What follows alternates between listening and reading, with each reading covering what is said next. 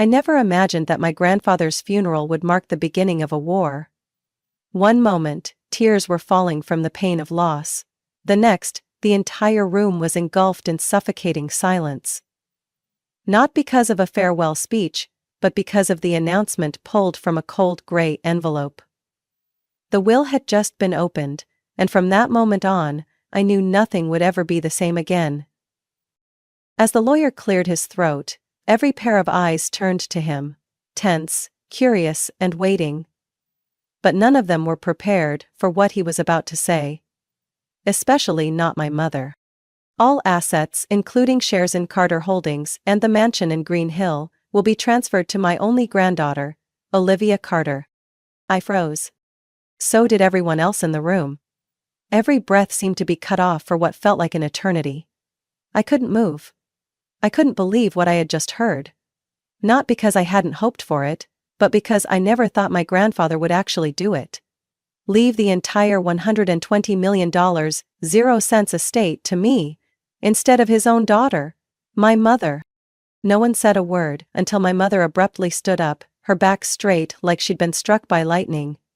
She grabbed her husband's hand, her new husband, to be clear, and calmly, with a false serenity, said, through clenched teeth, "Well then, from now on, Douglas will run the company." I turned to her. "Excuse me? You're not ready for this responsibility, Olivia," my mother said as if it were an undeniable fact. "Douglas has 20 years of experience in business management. You just graduated. This isn't a game." I wanted to laugh, but my throat tightened. Douglas, the man my mother married 8 months ago. The man I never called stepfather because he never acted like one. The man who just a few months ago at dinner told me, "A 24-year-old girl isn't mature enough to lead a company, Olivia. You should learn to listen more." Now he stood there, dressed in an expensive suit, face cold as steel with a fake glued-on smile. The entire room, from aunts and uncles to a few board members present, seemed unfazed. As if everything had already been arranged. I felt like I had just walked into a play where I was the lead character, but no one wanted me to win. Douglas looked at me and smirked. "Olivia, you're a smart girl, but this is a billion-dollar company, not a high school project. You don't have the leadership background. Everyone knows this is beyond you." I clenched my fists. My palms were soaked in sweat, but I didn't take my eyes off him. The lawyer nodded and continued reading. "As per Mr. Carter's wishes, Olivia is not only the sole heir but also the 100% owner of Carter Holdings. All decisions regarding operations, management, and asset distribution belong solely to Ms. Olivia Carter, effective immediately." My mother slammed her hand on the table. "No way! This is a mistake. My father would never cut me out of the will." The lawyer didn't flinch. "Ms. Laura, this will was updated 6 weeks ago. Mr. Carter was fully conscious and lucid at the time of signing. There is a verified video recording, and notarized signatures from 3 legal witnesses." I still hadn't recovered. My head was spinning, but the silence suddenly became fuel. I remembered last summer when I sat beside him in the hospital. He held my hand and whispered, "Olivia, I believe in you. Don't let anyone take away what I've built." I hadn't fully understood his words then. But now, I understood more than ever. "This house," my mother shouted, "at the very least, it belongs to me. I grew up here." I looked around. The paintings, the bookshelves, the leather chair where he used to read the newspaper. All of it was now mine. Not because I claimed it, but because he had chosen it. I didn't take it. I was entrusted with it. I stood up, facing my mother directly for the first time in my life. "You're right," I said slowly. "You grew up here. But you lost his trust. That's not my fault." Douglas interjected, still trying to maintain his composure. "Miss Olivia, if you're wise, you'll understand that power must come with experience. Let the adults handle it." I pressed my lips together. I knew they wouldn't stop here. But I also knew I wouldn't back down. My grandfather saw something in me that my mother never did, and I wouldn't let anyone take that away. Not Douglas, not my mother, not anyone. The will reading ended in tense silence. No condolences, no sympathetic glances. I left the room with a heavy heart and trembling hands. But what I didn't expect was that the real storm had just begun. I had just stepped over the threshold of the Green Hill mansion where I had lived almost my entire life, when my mother's voice, sharp as a knife, rang out behind me. "Olivia, pack your things, you're no longer allowed to stay here." I froze. Then turned to face her.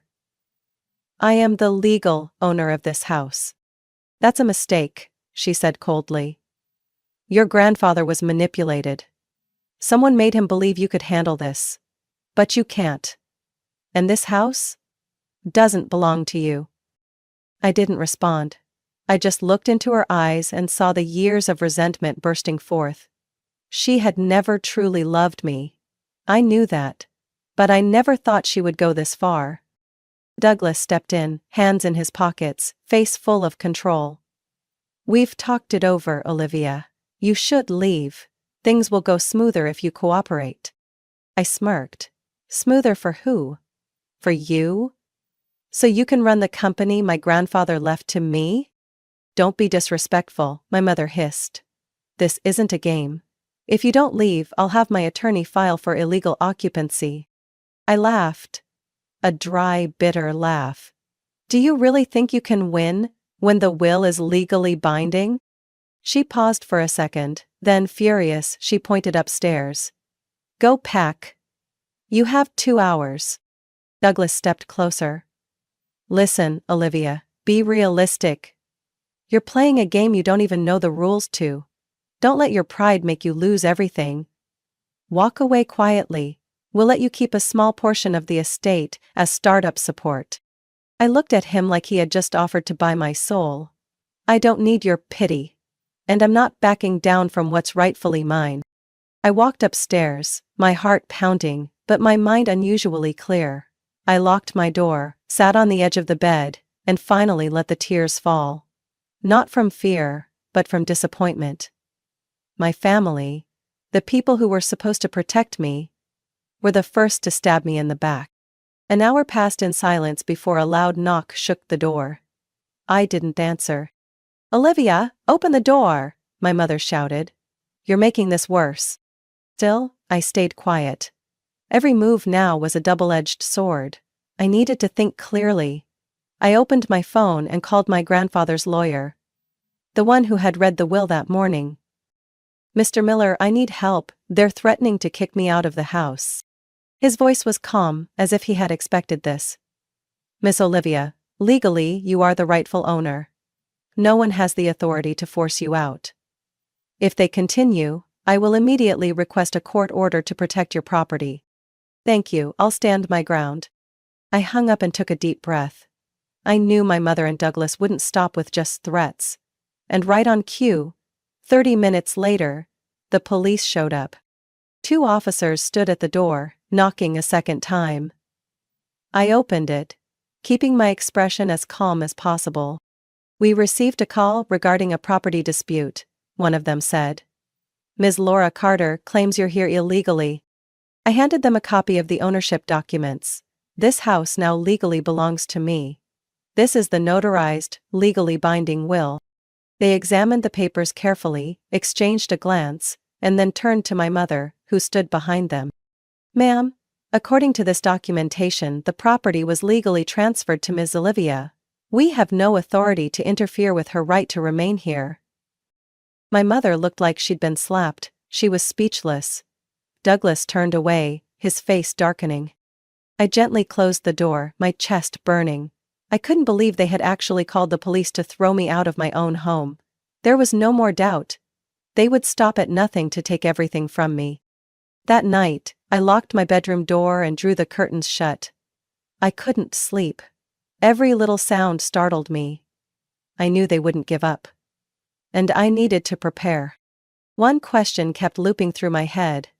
What would they do next? I started taking notes, making plans, and preparing for the real battle, not just for the property, but for the voice and position my grandfather entrusted to me. I never thought I'd see the day I had to prepare for a battle. against my own mother. But at this point, with all signs pointing to a carefully orchestrated scheme, I had no choice. When the morning light filtered through my bedroom window, I sat upright with a clear sense of purpose. I had to expose the truth. Not out of revenge, but to protect what my grandfather believed in. I began piecing events together. 8 months ago, my mother remarried Douglas, a man who had been fired from 2 companies for poor investment decisions. No one in my family knew that, except my grandfather. And now, he had left everything to me. That wasn't a coincidence. I opened the notebook my grandfather once gave me, the one I always brought to the hospital. Inside, he had recorded meticulous notes on every company activity. But on the last page, I found a line handwritten in black ink. If you're reading this, you need to know. Douglas didn't marry your mother for love. He came for the money. I clutched the notebook, my body electrified. He knew. He had known all along. And I couldn't sit back while they carried out their scam. That afternoon, I walked into the offices of Carter Holdings, the place that would soon become the true battlefield. The receptionist looked at me confused, but still guided me to the boardroom. When I opened the door, Douglas was already there, sitting at the center of the table as if he owned the place. Beside him was my mother, her hand resting dramatically on his shoulder, as if to declare, "This is the one in charge now." They looked at me like I was the troublemaker, the child ruining their grown-up dream. But I was ready. "I thought you were advised to take a few months off, Olivia," Douglas said evenly, like he was toying with me. "I didn't come to listen to you," I replied coldly. "I came to address a few things you two have been scheming behind my back." My mother stood up, her face flushed with anger. "Olivia, what are you talking about? I only wanted to help you avoid destroying everything your grandfather built." I looked her straight in the eyes. "No. You wanted to take back what he didn't leave to you. And you used Douglas as your pawn to do it." The room went silent. Douglas let out a mocking laugh. "Are you accusing me of something? Without evidence, your words are just childish fantasy." I placed my grandfather's notebook on the table and flipped to the last page. My grandfather didn't leave everything to me out of a mistaken belief. He left it to me because he knew exactly who you are, and so do I. I pulled out my phone and tapped on an audio file. "Remember the night you spoke with someone named Marcus Jenkins, Douglas?" His face turned pale, my mother's expression shifted too. "Marcus," I continued, "is the investment director at a rival firm, and this is the recording of your call offering him a plan to jointly control Carter Holdings if I could be removed from power." I played the audio. Douglas's voice rang out loud and clear. "She's still too green. She can't handle the pressure. I'll talk to Laura and get us a way in. Then you and I can run the whole thing." Douglas went ghost white. He stood up, reaching to shut the phone off, but I raised a hand. "I've already sent copies to my lawyer, legal counsel, and the press." My mother trembled. "Olivia, you're ruining my reputation." "No," I said, my voice steady. "You ruined it when you chose to stand by a man who only cared about money. I needed you once, but you never chose me." Douglas collapsed back into his chair, speechless. The room was filled with stunned and disappointed faces. People who once doubted me, but now had no choice but to believe.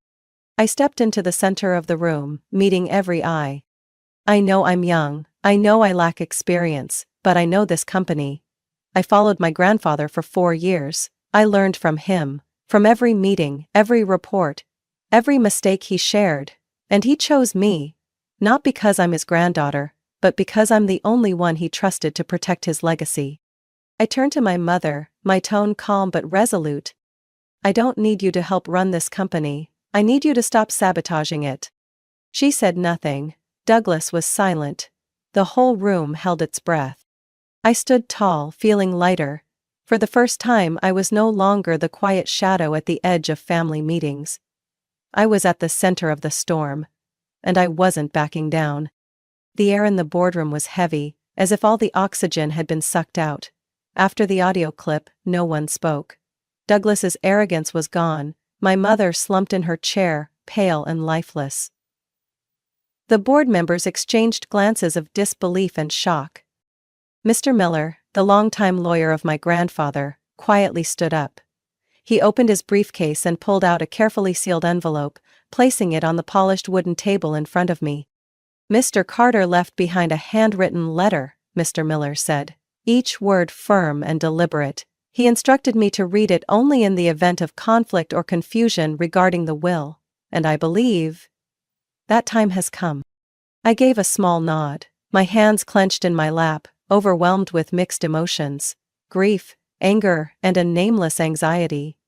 I had prepared for everything, except this final message, from the only person who never turned his back on me. Mr. Miller opened the envelope and pulled out a sheet of paper written in a familiar script. My grandfather's handwriting. He adjusted his glasses, scanned the room, then began to read. "Olivia, if you're hearing these words, it means I'm no longer here. And perhaps your mother is so angry right now she's about to slam the table again. Don't be afraid. I've seen it happen hundreds of times." A few people chuckled awkwardly, but most remained silent. "I'm not writing this to justify myself, but to clarify. Your mother, Laura, is my biological daughter. I once loved her more than anyone, but love cannot blind us to what we see and hear. For 30 years I hoped, forgave, and waited. Waited for her to grow mature enough to carry the weight of the family legacy. But what I received was selfishness, reckless spending, and a life driven by entitlement." My mother sat frozen, eyes wide open, but no one in the room stopped Mr. Miller from reading. "I cannot allow the work of my lifetime to fall into the hands of someone who views wealth as a tool to prove herself. I gave her chances. From the smallest managerial position to board representation, and each time she failed. Not due to a lack of ability, but because of a lack of responsibility." Mr. Miller paused briefly, glancing toward my mother. She was trembling slightly. Douglas had his head bowed, as if hiding from the stares around the room. "As for you, Olivia, you never asked for anything. You never demanded that I give you a single thing. But it was that humility that caught my attention. I saw you in the office every summer break, quietly taking notes, asking questions, reading financial reports while your friends went to the beach. I pretended not to notice, but in truth, I saw everything." My throat tightened. I remembered those afternoons sitting with him in his office, when he told me, "Write down anything you find odd." I actually did it, never thinking he cared. But he had seen. And he remembered. "You're not perfect, Olivia, but you have something this family has lacked for years. Dedication. You understand that a company is not just a place to make money, but a place to uphold values, honor, and responsibility. You don't need to fight to prove yourself. I watched you grow, and I know. You deserve this more than anyone." The attorney paused, taking a deep breath before moving on to the final part. "Laura, if you're hearing this, understand that I'm not doing this out of hatred. I simply can't remain blind any longer. You've had every opportunity to make things right. But each time, you chose the easier path, and worse, dragged along men like Douglas to profit with you. I left you nothing, not because I forgot you, but because I can't entrust a legacy to someone who never valued it." No one spoke. Even those who had once sided with my mother on the board remained silent. They had heard enough, and it was too real. Mr. Miller folded the letter carefully, returned it to the envelope, and placed it back into his leather briefcase. I looked at my mother, the woman who used to hug me when I scraped my knees at age 10, who once braided my hair for the holidays, now sitting there in silence, hurt not by grief over her father's death, but by the loss of power. "I didn't think he could write something like that about his own daughter," my mother whispered, voice cracking. "He didn't understand me." I looked at her, and for the first time, I didn't feel like a child trying to win her approval. I replied slowly, "Maybe.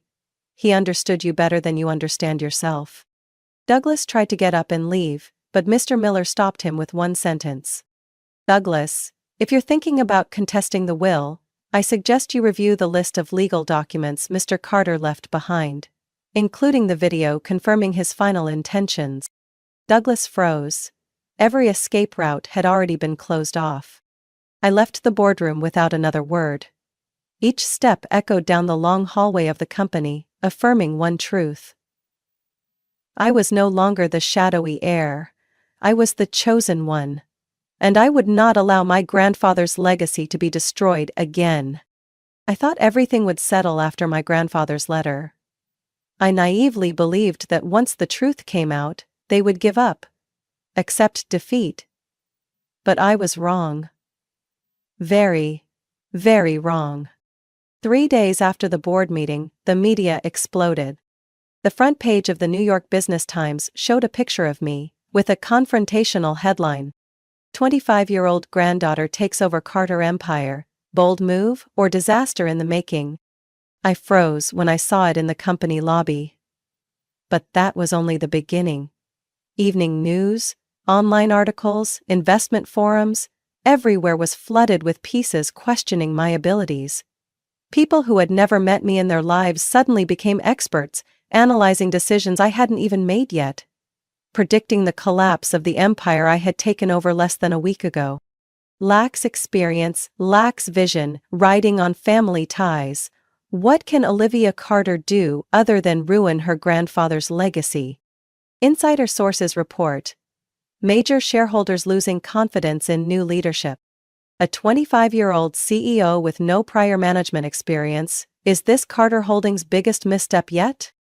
I knew exactly who was behind it all. Douglas and my mother. Unable to win through legal means, they pivoted to the weakest link: public image and trust. They didn't need to prove I was wrong, they only needed to plant doubt, and let the crowd do the rest. I called the legal department, but every article cited anonymous sources or close insiders. There was no basis for a lawsuit. I tried to stay calm, but my phone wouldn't stop ringing. Shareholders called, reporters called, employees called. People who had congratulated me days ago now returned with worried, skeptical looks. By the end of the day, I received an email from the board secretary. The subject line made my blood run cold. Request to convene special meeting for CEO position review vote. I stared at the screen, my hand clenched so tight my knuckles turned white. This was a coup, a calculated counterstrike. I printed the letter, walked straight into the empty boardroom and locked the door. Every footstep echoed, reminding me I was losing ground. Not because I was wrong, but because they knew how to twist the truth. I called Mr. Miller. I just received notice for a board meeting to vote on the CEO position, I said, my voice dry. Not surprising, he replied flatly. I suspect Douglas and Ms. Laura have been lobbying shareholders for days. They're targeting fear. It always works. What should I do? I asked, nearly defeated. Don't react just yet. They expect you to panic. But you have something they don't. Your grandfather's preparation. And loyal allies. I closed my eyes and took a deep breath. Mr. Miller continued, voice steady and deep. You need to contact Lucas Sinclair. I opened my eyes wide. Lucas? He hasn't been with the company since my grandfather retired. True, but he still holds 6% of the shares. More importantly, your grandfather sent him a personal letter. He trusted him, should anything happen to you. I was speechless.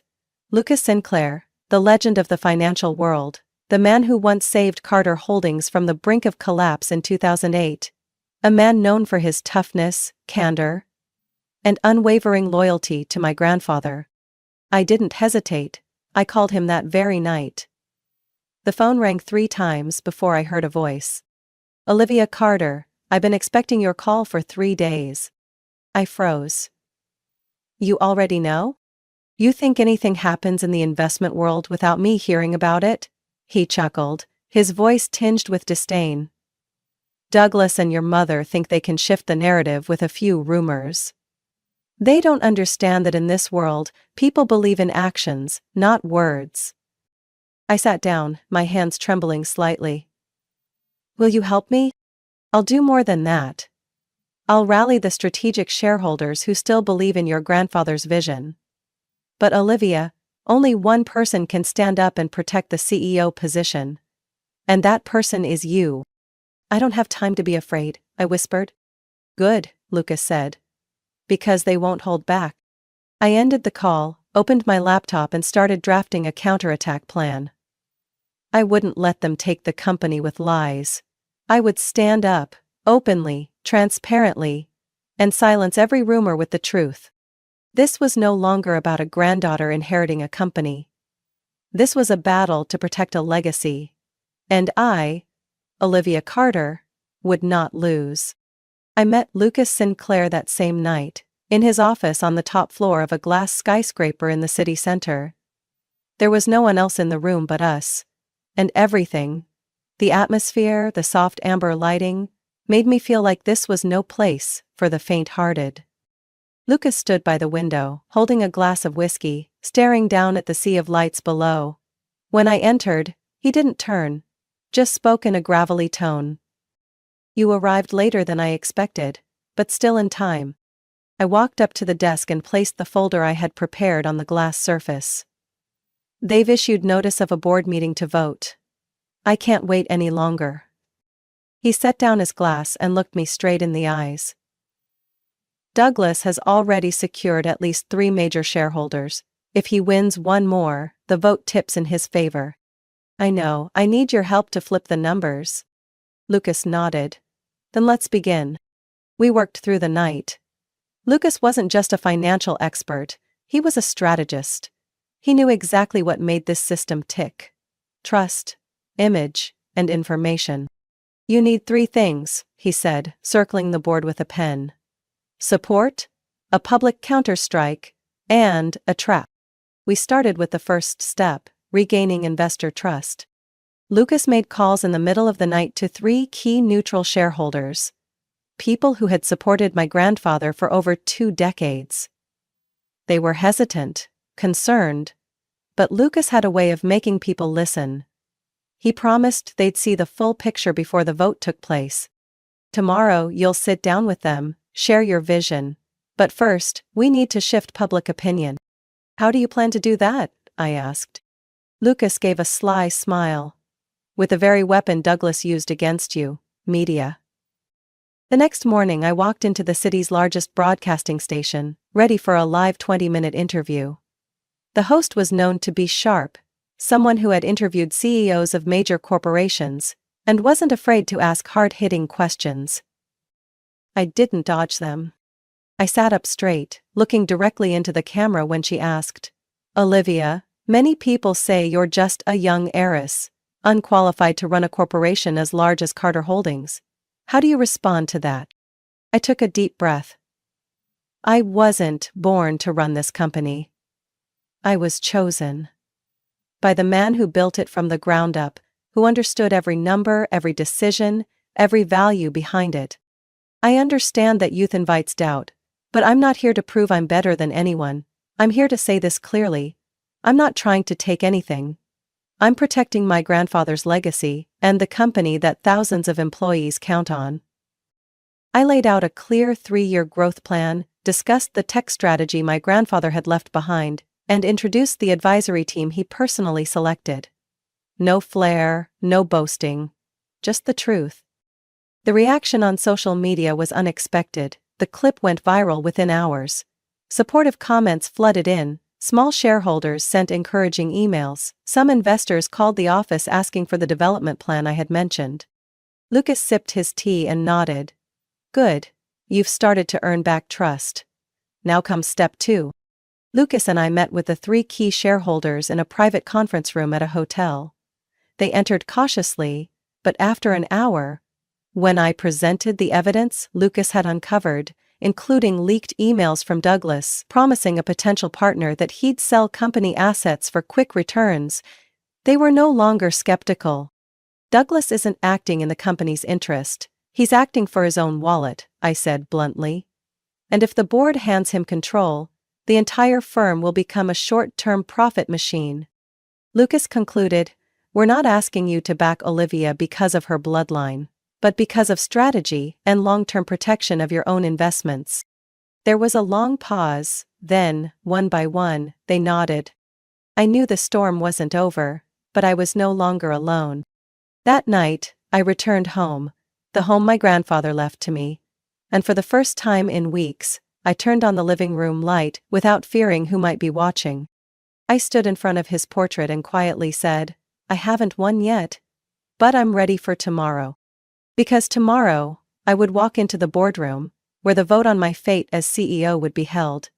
And I would not let Douglas or my mother take what my grandfather entrusted to me. That morning, the sky was overcast. Thick gray clouds stretched across the city, as if signaling a storm was coming. Not outside, but inside Carter Holdings headquarters. I entered the grand lobby with a steady gaze, no more pitying or skeptical looks. Every employee was silent, but the way they nodded slightly as I passed said it all. They were watching. They were waiting. And I knew. Today wasn't just a board meeting. It was a battle. The boardroom was packed. All 12 seats around the large table were occupied. Lucas sat on my left. Across from me were Douglas and my mother, both trying to look confident, but their tense faces betrayed their unease. The interim chairman of the board, Mr. Grayson Holloway, a seasoned executive who had worked with my grandfather for over 20 years, tapped his wooden gavel lightly on the table. "Let's begin," he said sternly. "The purpose of today's meeting is to vote on the proposed change in the CEO position. Those bringing forth the proposal, Douglas Grant and Miss Laura Carter, will speak first." Douglas stood, adjusted his tie, and smiled, as though he were about to accept a medal of honor. "Ladies and gentlemen," he began, "we are all aware that the company's current situation is fragile. In the short time recently, stock prices have fluctuated erratically, media coverage has caused confusion, and there are signs of internal division. All of it stems from a lack of experience in the current leadership." He turned toward me with a faint smile. "Olivia is a talented young woman. But this is not a playground. Carter Holdings needs someone seasoned to lead. I'm not here to take over. I'm here to save." I didn't move. Then my mother spoke. Only one sentence. "We just want what's best for the company." Grayson nodded and turned to me. "Olivia, do you have anything to present before the vote?" I stood up, opened my leather case, and pulled out a neatly bound report. I handed a copy to each board member. They began flipping through it. "I agree," I began, my voice steady. "Carter Holdings needs a leader who thinks about the future, and for that reason, I cannot allow Douglas Grant, the man sitting here, to continue sabotaging this company from within." The room froze. Douglas flinched slightly, trying to stay composed. "What nonsense are you spouting?" "I have proof," I replied, walking to the projector.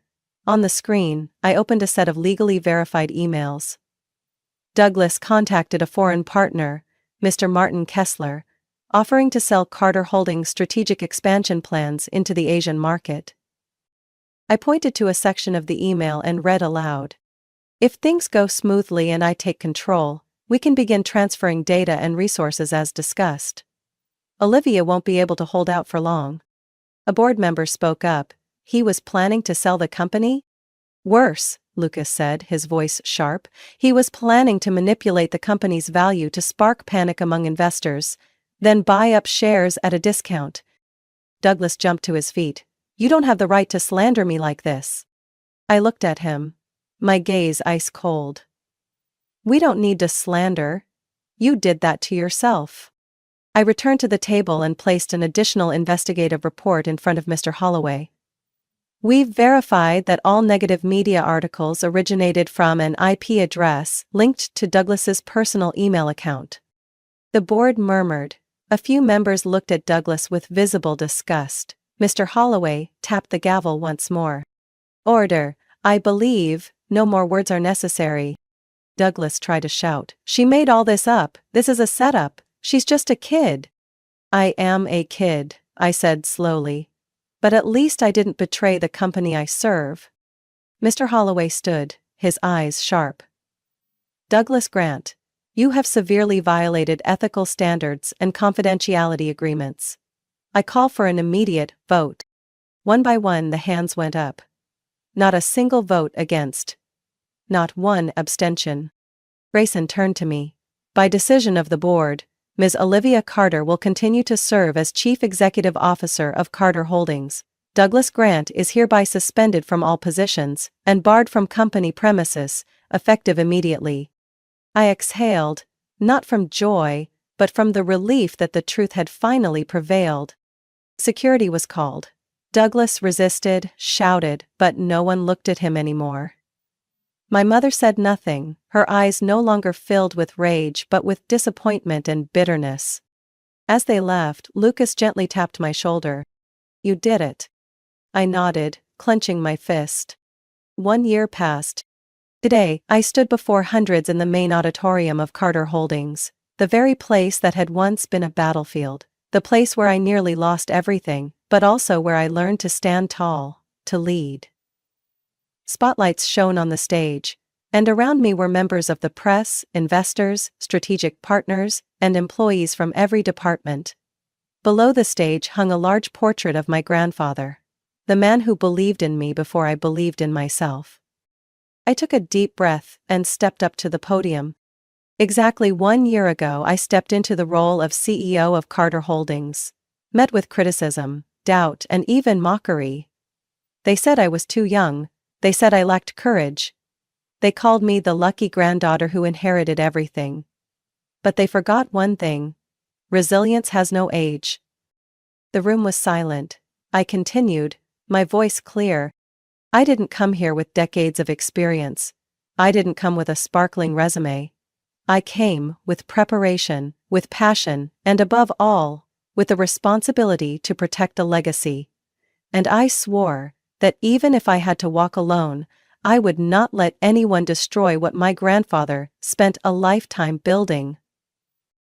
I paused, then looked toward the front row, where Lucas Sinclair sat with his hands folded, nodding gently. This past year wasn't easy. We had to cut budgets, restructure our executive team, endure media pressure, and face skepticism from even those closest to us.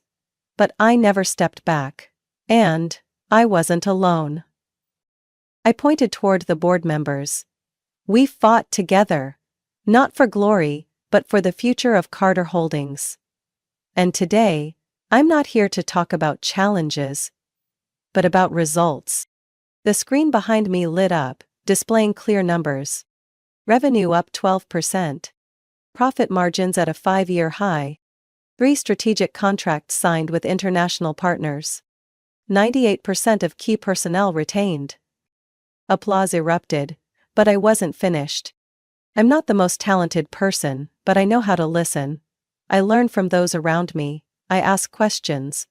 And I don't let my mistakes become disasters. I turn them into lessons. I lifted my chin, my eyes shining.